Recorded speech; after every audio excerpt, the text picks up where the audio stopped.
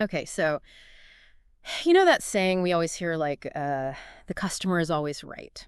Yeah, Lately, it feels like that's being tested. right. Like you might have sensed it yourself, maybe in your own experiences, maybe something you heard someone say. Hmm. There's kind of this shift going on in how restaurants are interacting with people who come in to eat. Totally. And that's what we're going to deep dive into today, this evolving dynamic. I'm really excited for this one. Me too, me too. Yeah, it's interesting. Yeah. So we've been looking at this article from The Guardian, and it has all these different voices from all over the restaurant industry, and they're like actively questioning this whole idea that the customer is always right. Right. So many different experiences, viewpoints, like you really start to think. For sure. And so that's our mission today, is to try to figure out why some people in the restaurant world are pushing back against this classic, like, customer first way of thinking. Yeah. What's going on? What are some actual examples? And like, what does this mean for you, for me, for anyone who just wants to go out and have a good meal? Yeah, totally. And I think the article does a really good job of this. You know, Yeah. it really gets into some really revealing stories from restaurant owners and chefs, and it's super interesting. Yeah. So it's not just like theories. We're getting down into the nitty gritty. Totally. And I think one of the big takeaways is this growing sense that the trust between restaurants and at least some of their customers is starting to fray a bit. Absolutely. Absolutely. And, you know, a big part of this seems to be this chef, Andrew Sheridan. Yeah. His whole perspective apparently like changed drastically Right. after he went through what he called blackmail, Wow. threats to give him 1-star reviews unless he paid up. Oh, wow. That's jarring to even hear. That's a rough start. Yeah, it's like a rough introduction to this whole thing. Yeah, it really highlights how intense this issue can be. Yeah, and it seems like that experience really like opened his eyes to other situations where he felt like that trust was gone. And he shares some really specific stories that show this. Oh, yeah, like the one with the woman who complained about the pillar. Oh, yeah, yeah. It's crazy. So like there's this structural pillar in his restaurant, Right. which is like a totally normal thing. It's a listed building. Yeah, has to be there. Like it's never been an issue before. Right. And this woman complains that it's blocking her view, Oh, and but- she demands a free meal Oh, wow. and vouchers for more visits. No way. It's not even about the food or serve. It's just this pillar that's always been there. Yeah, and that's what's so interesting to me is like, why? Why does someone think they deserve a free meal just because something like that is, you know, slightly inconvenient? Yeah, and it makes you wonder, like, is this happening more now? Like when you're spending your hard-earned cash at a restaurant, Mm-hmm. do you automatically expect more? Yeah, like does it change your idea of what's actually a good value? Right. And does that maybe make you more likely to want something free if there's like even a tiny thing that bugs you that isn't even really about the food? That is so interesting. It really makes you think. It makes you think about how we see value when we spend our money. For sure. And it's not just that story. There are more. Like, Sheridan also talks about customers demanding that he pays their bus lane fine. What? Because his website, get this, should have warned them. Oh, come on. It's like the restaurant is now in charge of traffic laws. Seriously. It's wild. That's unbelievable. It's like they think the restaurant is responsible for anything that happens before they even walk in the door. Exactly. Like, where does it end? It's a bit blurry. Right. Like, yeah, the restaurant should make sure you have a good time while you're there. But these demands go way beyond that. Way beyond. Crazy. It's like people are trying to push it as far as they can. Yeah, for sure. And then there was the family who wanted a free meal because the public roads leading up to the restaurant were in bad shape. Oh my gosh, I forgot about that one. Like, how is that the restaurant's fault? It's just, you gotta laugh at that point. You kind of have to. But I bet Sheridan wasn't laughing. Oh, I'm sure he wasn't. Yeah. And then there's the people who ask for refunds on gift vouchers, which is like a completely different thing. Totally separate transaction. Yeah. It's really interesting how all these examples, they're not about a bad steak or slow service. Right. It's like people are using their power as customers in these really unexpected ways. Yeah, testing the limits. And so what does Sheridan do?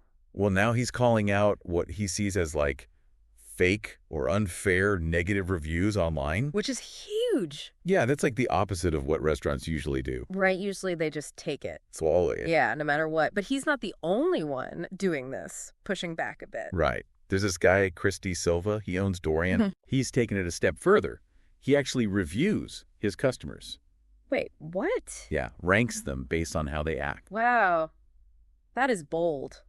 Yeah, it's definitely a statement. But, I mean, could that backfire? Could that make things worse somehow? That's a good point. Yeah. I mean, could it create a whole different kind of power dynamic? Yeah, where it's like too much in the restaurant's favor. Exactly. It's interesting to think about. Yeah. But, these examples really fit with what Sheridan's talking about, customers trying to get free stuff. Mm-hmm. And there's this other chef, Ben Murphy, Michelin star chef. He had this insane story. Oh, yeah. This woman put cling film in her food. What? Yeah, so she could say she found it there and get a free meal. Oh, my gosh. And luckily they had cameras. They caught her on CCTV. Thank goodness. Can you imagine? You spent all this time making incredible food, Yeah. and someone tries to pull something like that. It's such an insult. Like, beyond the money, it's just so disrespectful. So disrespectful, yeah. And it shows how little trust there can be sometimes. Yeah, totally. Yeah. And Murphy says he was also falsely accused of causing food poisoning once. Oh, no. Which is, that's like the worst thing for a restaurant. Yeah, your reputation is everything. Everything, yeah. And it can take so long to rebuild after something like that. Exactly. And Murphy actually has a theory about why this might be happening more. Oh, really? What's that? He thinks it might be because prices are going up everywhere, including in restaurants. So people might feel more justified in asking for discounts or free things, Right. even if they have to lie to get them. Oh, that's kind of sad. Yeah. It's not a great thought, but Okay. it makes sense. It does, unfortunately. Like, everyone's feeling the pinch. Exactly. Yeah. So yeah, we've got this trust issue, maybe a little entitlement creeping in. Yeah. But there's another huge piece of this puzzle. What's that? Online reviews. Oh, yeah. They've totally changed the game. Absolutely. Everyone's a critic now.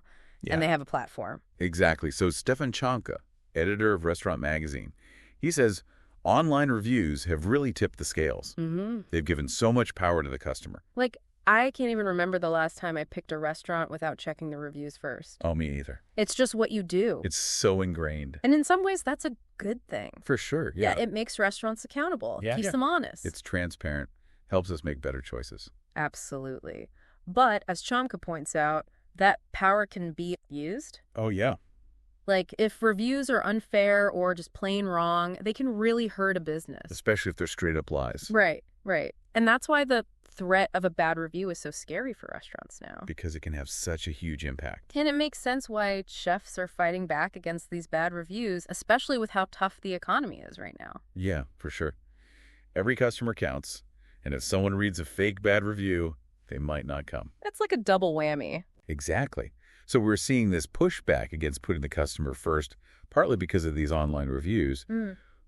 But it's interesting to think about how it used to be. Yeah, it wasn't always like this. Right, like back in the day, some fancy restaurants were super strict. Yeah. Chanka mentioned some places where you couldn't even use salt and pepper. Oh, come on. Yeah, or they were really rigid about dietary needs. Wow. It's a totally different experience. So maybe these online reviews are a reaction to that. That's a good point, yeah. Like the pendulum swung too far the other way. Yeah. But here's the thing. Not everyone in the industry agrees with being more assertive towards customers. Right. There's this guy, Oisin Rogers, runs the Devonshire. Uh-huh. He's all about the customer is always right. Interesting. And he makes some really good points. Like, he says it's crucial to make people feel welcome and understand that they might be having a bad day or maybe they just didn't get something. Mm-hmm. He really focuses on empathy and respecting that people are spending their time and money. Yeah, that makes sense. And he says, I love this quote, he says, essentially, it's way better to be optimistic and occasionally wrong than to be pessimistic and sometimes correct. That's a great quote. So true. It really shows his whole approach, like focusing on the guest's experience, being positive. Yeah, creating that good energy. And so you have these two completely different ways of thinking about customer service. Yeah, it's a real split. Like Sheridan and others are all about setting boundaries, not letting people take advantage. Mm-hmm. And Rogers is all about creating a welcoming environment, even if it means sometimes dealing with unfair complaints. So it's like, how do you balance those two things? Right, exactly. And I think the big challenge is figuring out what's genuine feedback, which every business needs to get better. Yeah, for sure. And what's just people being difficult or trying to exploit the system. Yeah, that's the line chefs like Sheridan are trying to draw. So as you're listening to this, I'm curious, what do you think? Have you seen anything like this? Yeah. Have you ever been in a situation like this? Maybe when you're out at a restaurant or if you've ever worked in the industry. Totally. It really makes you think. Are online reviews and all the pressure on restaurants changing how we think about customer service? Yeah, like how is this relationship going to evolve? What's the future of all this? Right. Is there a happy medium? Yeah. Somewhere between the customer's always right no matter what, and restaurants being like, nope, we're done with this. Right. Can we find some kind of balance where everyone feels respected and heard? Yeah, exactly. And maybe thinking about your own experiences, how you give feedback, how you act as a customer. That might give you some clues about where all this is headed. It's something to think about. For sure.